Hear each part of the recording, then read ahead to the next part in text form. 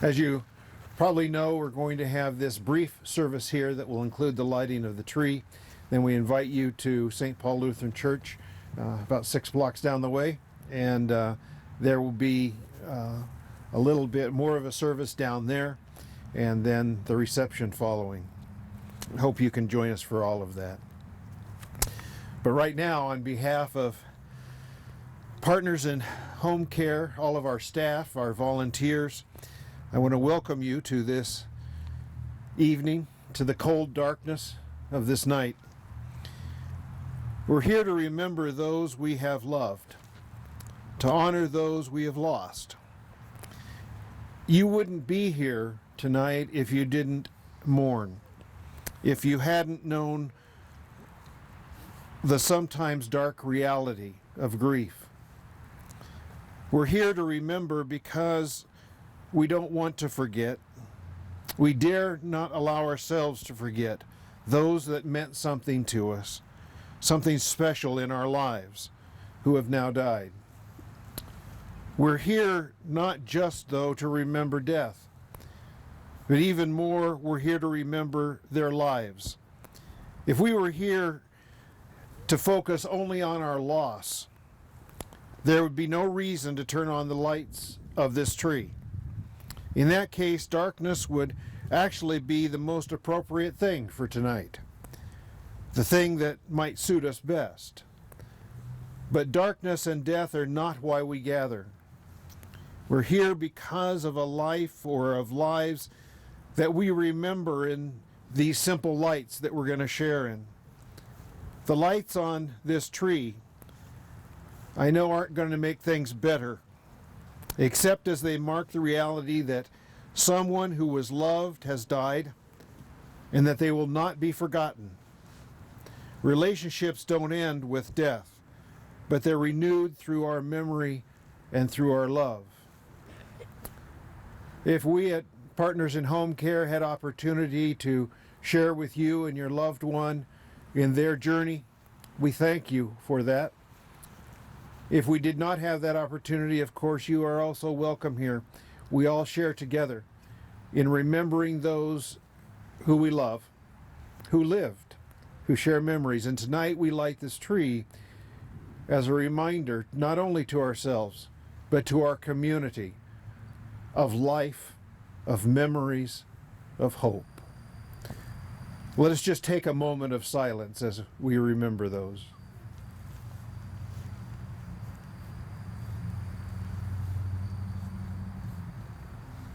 And now if we could light the tree.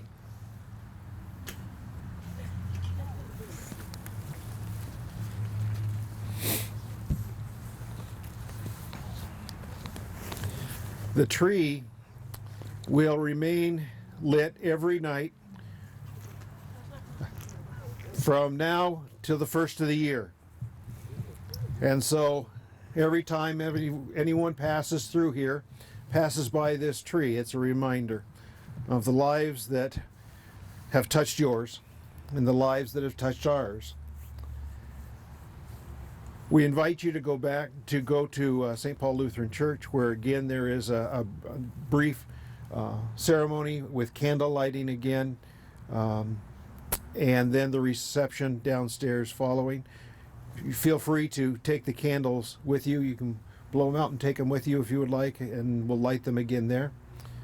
But thank you for being here in the cold and sharing in this light.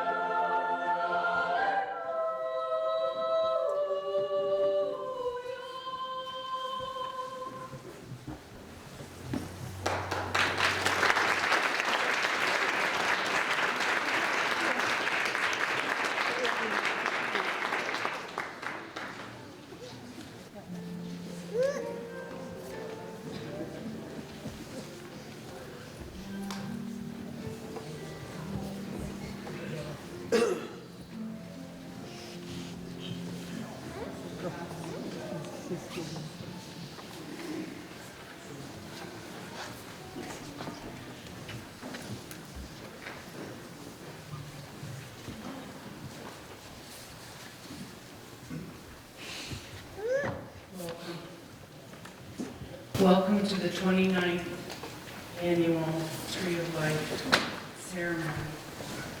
In keeping with tradition, we have selected the coldest night of the year. I don't know why it works out that way, but it seems to. I want to just initially thank the Hellgate High School Chevaliers Choir, one of their evening choirs, and they're just amazing. It was gifted us with their presence this year, and we're pretty grateful. We think we'll keep them on the program.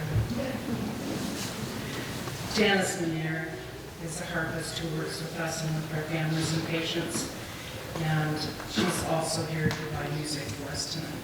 Thank you, Janice.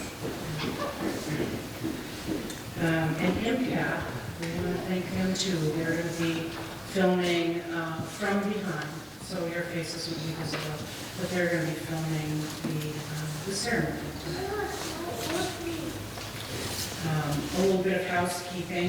We have many of our partners in home care staff here tonight, and from hospice and from home care, and just a lot of people that may have helped care for your families and your loved ones if you've had someone on hospice. So please feel free to stop and chat with them. We're always glad when they come and lend their time and their energy to this event. Those of us who do this work in hospice, we also feel the losses when our patients leave and when our families are grieving. I should introduce myself. Okay. I'm Olette Wright, and I'm the bereavement coordinator for Partners in Home Care and Hospice. Many of you I know in person, many of you I know by phone, because I do follow up with all of our hospice families. If you would like to add a name to be displayed on the panel downstairs, the table at the back, Amanda and Bree are back there. They'd be happy to help you fill out a card. If you've forgotten somebody or you just want to add another name, please feel free to do that. And we will take that banner downstairs and those names will be displayed. We're also fortunate to have an amazing group of volunteers without whom we could not make this happen. Volunteers should have their volunteer name tags on. If there's anything that you need, please let them know, or let one of us know, and we'll be happy to help.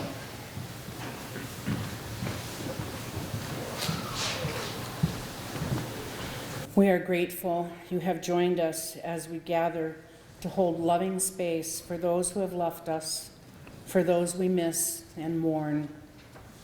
We come together once again in community to gather with others, to take some time to remember those that we have loved.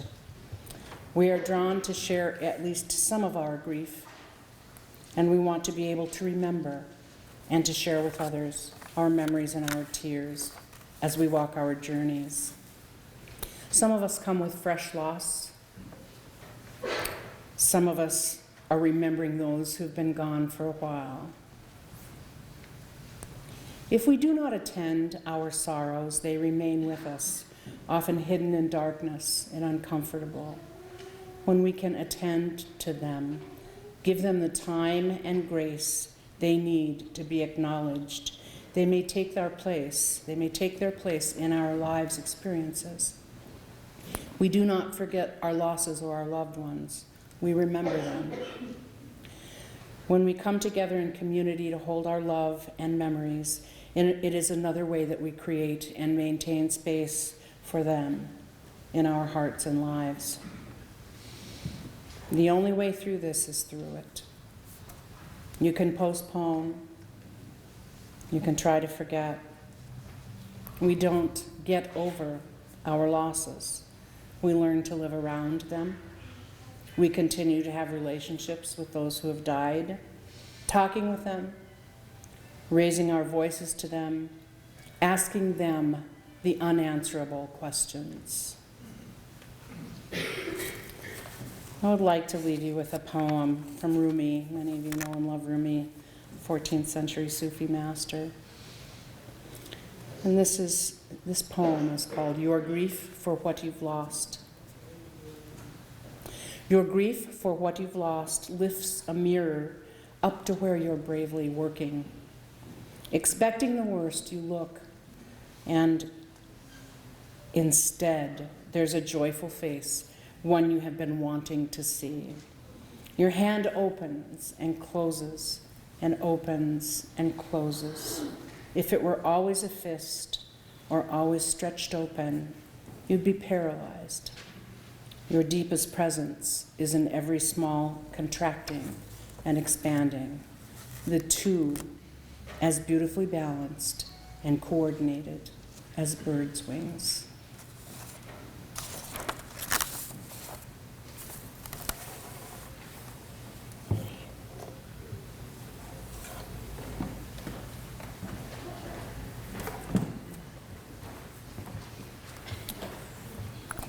Tonight, with the lighting of the Tree of Life, which took place about a half an hour ago at Rose Memorial Park, and with the lighting of candles that we will share in tonight, we're aware of the reality that life brings both darkness and light at times. It was Woody Allen who said, "I'm afraid of the dark and suspicious of the light." We're only a couple of weeks now from what will be the longest night of the year, the time when it seems that darkness overcomes the light. But even on the darkest night, even when we find ourselves trying to navigate our way through darkness, there's always some light. There's always some glimmer of illumination to give us hope, enough to help us find our way. The recent death of the poet Leonard Cohen has brought one of his most famous lyrics back around. Ring the bells that still can ring, forget your perfect offering. There is a crack in everything. That's how light gets in. And that speaks to hope in the midst of dark nights. Those dark nights of the soul, including the darkness of grief. But we're never totally in the dark. There's always some light. If we dare to lift our heads, weary sometimes with grief, and open our eyes, we can sometimes see the slivers of light that get through those cracks in life. It can be something as simple as the lights on a tree at Rose Memorial Park that every night we drive past between now and the first of the year, and those lights remind us. The light that comes into our lives can be the gentle glow of someone who will just sit with us without expectations in the silence of our grief. Light can come to us in the hand on our shoulder that is the tender weight of understanding. A light can come to us as a memory that brings a glimmer of light as we re-experience love and remembrances that are shared. Maybe the light that comes to us is simply one that shines out of a child's smile, or the sparkle we see in their eyes as they experience the excitement and the anticipation and the magic of this season. As we mourn a loss, we don't need a lot of light. Sometimes it doesn't have to be much light. Just enough to remind us that nothing can ever stay totally dark, including our grief. And that's why there are stars in the universe, to remind us that there will always be light. Even when they are behind the clouds, the stars and the moon are still shining. We know that. They're just waiting for a crack in the clouds. to shine on us again. In fact, it's only when we are sometimes willing to walk in the darkness, to sometimes embrace the grief that is an outgrowth of our love, that we may be able to really find light. An author by the name of Agnino said, "I will love the light, for it shows me the way. Yet I will endure the darkness, for it shows me the stars." And let's not forget the light that you yourselves can be to others who mourn a loss. Those who have known grief of their own are best situated to walk with others through grief. You know that they might need light, but that they don't need some floodlight turned on their darkness or grief. Nor do they need to be drugged, kicking and screaming into the sunlight out of the darkness of their grief. You know how healing just a gentle light can be. Even the weak flicker of a single flame to bring the hope of light, to bring a little peace into the darkness of grief. So we embrace the darkness of this night, the indigo color of our grief. Yet on this night, we also come to welcome light. Not a lot of light, not too much light, not light to remove the darkness, but enough light to remember those we love and have lost, and maybe just enough light to give a sliver of peace to our hearts, a little crack in the darkness to let the light in. In your program that you received, you will find a responsive reading that I would invite you to share in with me.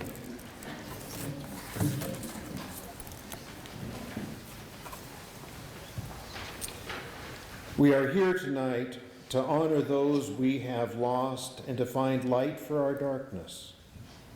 With lights on our tree, now illuminating a dark night, we remember them. Not because they died, but because they lived. With lights on our tree, now illuminating a dark night, we remember them.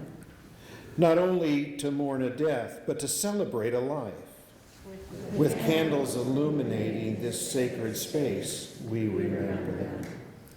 Not only to endure the monochromatic cold of winter, but to anticipate the color-filled warmth of spring and the new life it will bring. With candles illuminating this sacred space, we remember them. May the lights we light on this night proclaim to our community that people we love have lived, have died, but will never be forgotten. With the lights on our tree and the flames of love shared, we remember them.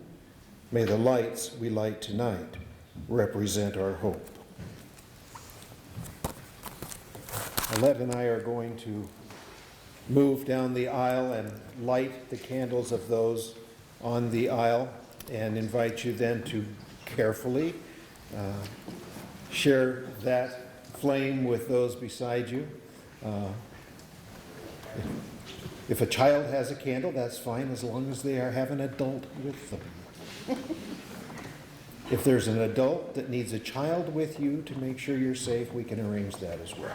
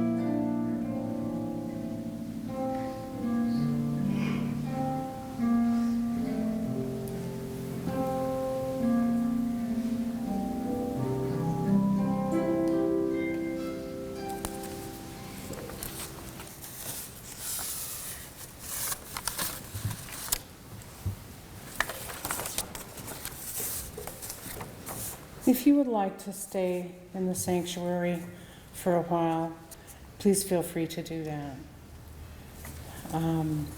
We invite you to join us downstairs for a reception. There's coffee and cocoa and as many cookies as you can imagine, baked for us by our staff and volunteers. And downstairs, we have displayed the names of your loved ones on our banners. Please take the time to find the names you gave us and to spend some time in reflection and in connection with others. Again, this is the work of our community as we gather together to remember.